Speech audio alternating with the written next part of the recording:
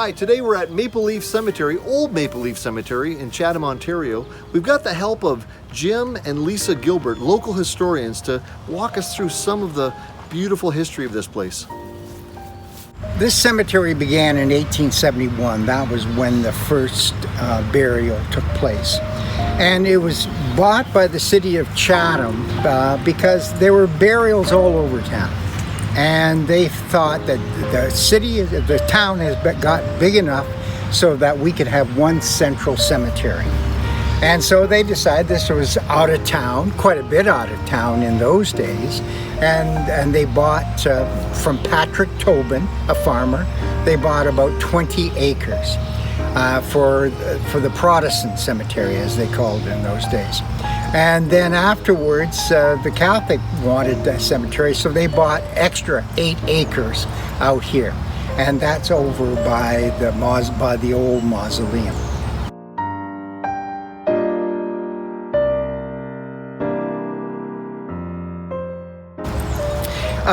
The reason why that it's important that they establish, because you can see, if these were buried all over town, it would be a tremendous use of resources, and a lot of them would be lost. So this was a way of keeping that all together, all the tombstones together. We've been to a lot of cemeteries throughout Canada, United States, and we consider this one of the most beautiful spots for a cemetery here, with a creek going. There's 2 creeks going through it, and it's got a lot of history to it.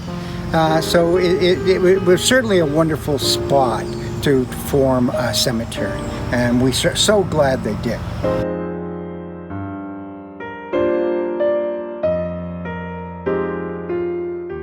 One of the distinctive sites within the confines of Maple Leaf Cemetery is the Gray family plot. And the Gray family was a very important family in Chatham's history.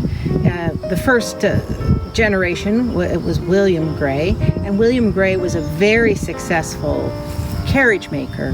His son Robert then, later in the early 20th century, was able to utilize that distribution network to sell cars. He went into partnership with Dallas Dort of Flint, Michigan, and together they manufactured the Gray Dort automobile, which was very successful, sold in its thousands. Robert's son, William, another William, then later became Chatham's industrial commissioner in the 1930s and 40s, and he became known as Mr. Chatham. He was very successful. William Gray was able to successfully bring the International Harvester Company to Chatham, among others. He was very successful. So the Gray family plot is a very distinctive plot in Old Maple Leaf Cemetery.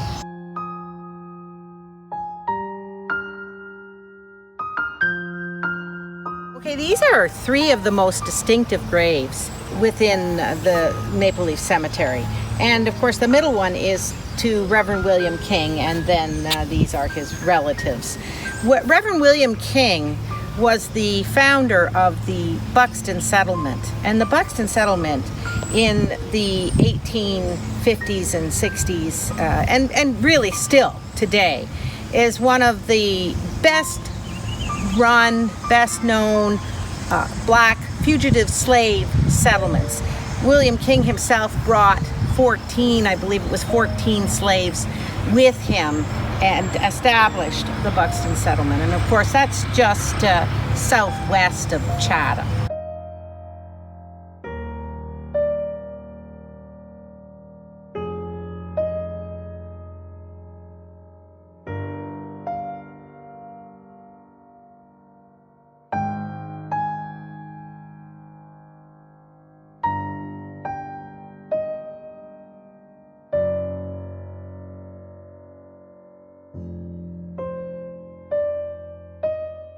In the 1880s, a man from St. Thomas decided to create a different type of stone.